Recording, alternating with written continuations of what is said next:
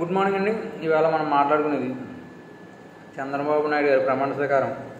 ఎన్టీఆర్ గారికి కూడా ఆహ్వానం వెళ్ళింది, అలాగే జగన్ గారికి కూడా ఆహ్వానం వెళ్ళింది. కానీ ఆయన జగన్ గారికి చంద్రబాబు నాయుడు గారు డైరెక్ట్ ఫోన్ చేసి పిలిచారు, కానీ ఆయన అందుబాటులోకి రాలేదు. అంటే ఆయన జస్ట్ మాట్లాడితే సరిపోయేది, కానీ ఆయన మాట్లాడకపోవడం ఇది ఆలోచించవలసిన విషయం. ఇంకొకటి ఏంటంటే ఎన్టీఆర్ గారికి వెళ్ళదు అనుకున్నాం ఆహ్వానం, కానీ ఆయన కూడా వెళ్ళింది. ఆయన కూడా వస్తారు లేదు చూడాలి. అలాగే రేవంత్ రెడ్డి కూడా ఆహ్వానం వెళ్ళింది. అలాగే మన పక్కన ఉన్న రాష్ట్రం స్టాలిన్ గారికి కానీ, అలాగే కర్ణాటక ముఖ్యమంత్రి గారికి కానీ, డికే శివకుమార్ గారికి, వీళ్ళందరికీ ఆహ్వానాలు వెళ్ళినాయి. కానీ స్టాలిన్ గారు వస్తున్నట్టున్నారు. అలాగే నెక్స్ట్ తోట చంద్రయ్య కుమారుడికి అవకాశం ఇచ్చారు, ఆహ్వానం పంపించారు. ఆయన కూడా వస్తున్నారు, ఎందుకంటే మాట నిలబెట్టుకున్నారు ఈయన చంద్రబాబు నాయుడు గారు.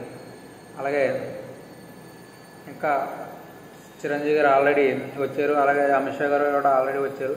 రేపు చాలామంది ప్రముఖులు వస్తున్నారు. అలాగే చంద్రబాబు నాయుడు ప్రమాణ స్వీకారానికి రాష్ట్రం తరపున గెస్ట్ కింద మన చిరంజీవి గారిని పిలిచారు.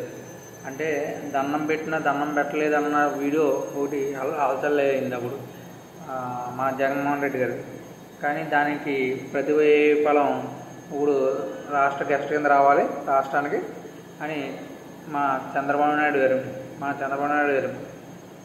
ఆయన పిలిచారు. అట్లనే రేపు రంగరంగ వైభవంగా ప్రమాణ స్వీకారం విజయవాడలో జరుగుతుంది. అలాగే